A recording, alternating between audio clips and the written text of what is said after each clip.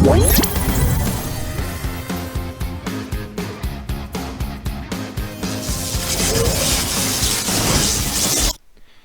there, gamer guys and gals. Today we're talking about Aground from Fancy Fish Games and Whitethorn Digital, and it's $14.99, and it comes out February 11th on the Xbox console, which you see being played here. It's already out on Steam, but you start out creating your own character, and there's tons of different options you can go with.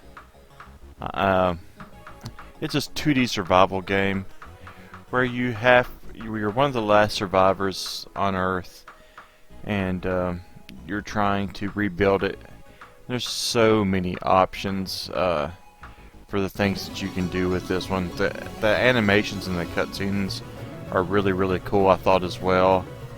Usually don't get these with these type of games, but it's got really high reviews, and deservingly so. I really enjoyed my time with it. To me, it's one of the better survival Minecrafting type games. It has that element. You have tons of enemies that you'll come across that you have to defeat. You'll have tons of items that you can find to craft, foods. There's just so much, so many different weapons. There's different tools, and these different tools will help you advance like further on in the map. Like, you'll get pickaxes that'll let you mine deeper, and you'll destroy destroy different types of ground and things, so you can go further than where you first start off.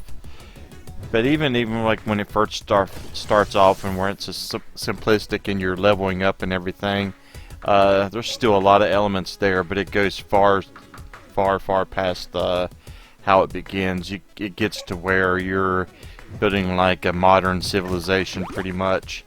So there's tons to do in this game.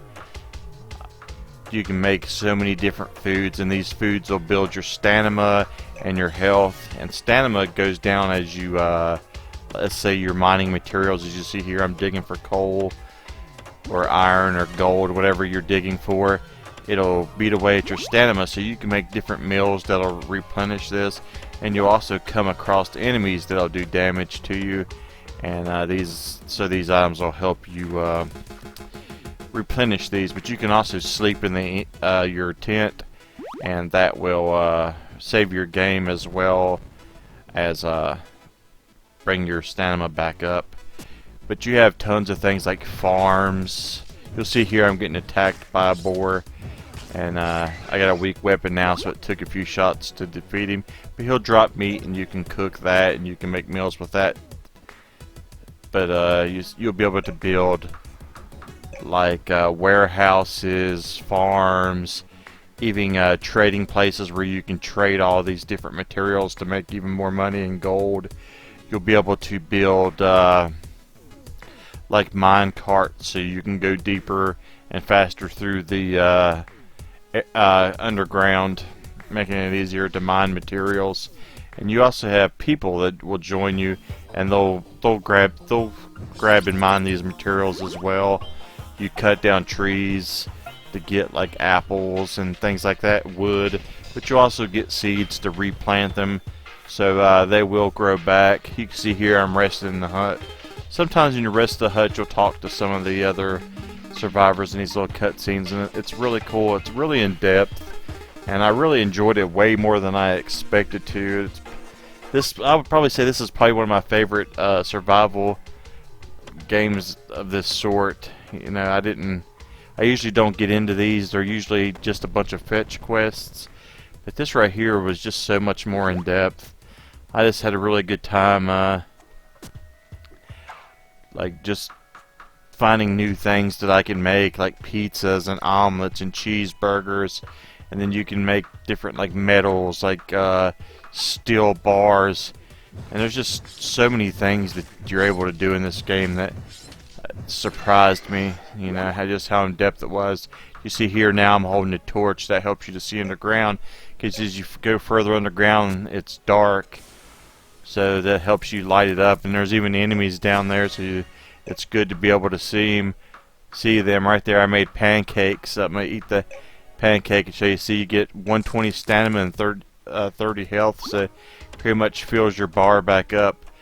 And there's a lot of lore and stuff about this game that also really surprised me. Right here we come across a Yeti, which is pretty funny. Or not. This may not be. No, I didn't. Maybe I didn't record that. But this is one of the hunters we meet up. But you can go on past this island later on. You'll be able to. There'll be boats and things like that. But I don't want to spoil too much. I want you to figure out most of it for yourself. Here I am building the trade area, so you'll be able to trade with the weapons, materials, and food. You'll be able to get gold for selling yours, but you'll also be able to buy things that you need. So it's not always going to be a grind to get the materials. Sometimes you'll be able to buy them. But like I said, this game's a lot of fun. I gave it a 7.2. I think it's definitely worth your time. $14.99. You're going to get a lot of gameplay for that. I think you're going to enjoy it. If you do, let me know. I'd love to hear from you guys. I'm going to have a written review, so check it out as well. Thanks for watching, guys. See you next time. Thanks for the support. Definitely give this one a go and let me know what you thought about it. This one was a real big surprise for me. I really, really enjoyed it. But until next time, guys, see you in the leaderboards.